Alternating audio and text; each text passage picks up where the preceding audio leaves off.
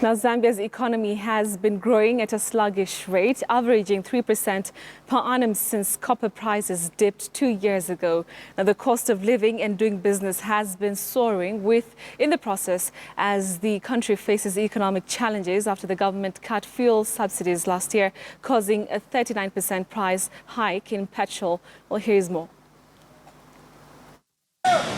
Rising food and transport costs have made life difficult for many Zambians in recent months as the country experiences the effects of a drop in demand for copper that has in turn left the economy struggling. Zambia is known as Africa's second biggest producer of copper, which is a mainstay of its economy.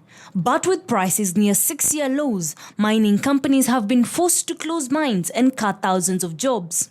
Zambia's currency, the kwacha, fell more than 2% in value in August. As data showed, China's demand for copper had slumped 14% in July last year.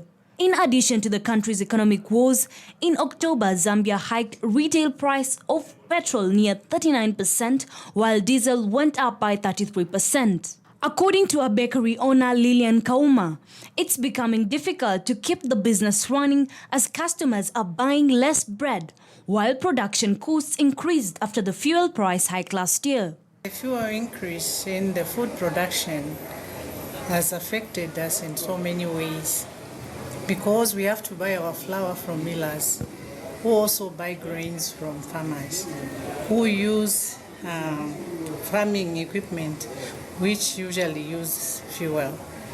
So the cost of production is high.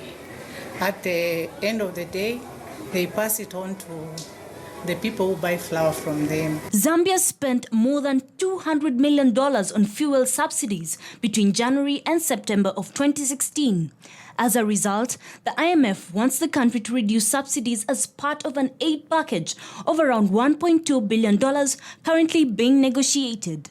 The cost of living in Zambia has actually risen so high that usually I find myself spending more than 50% of my income just to travel to and from work.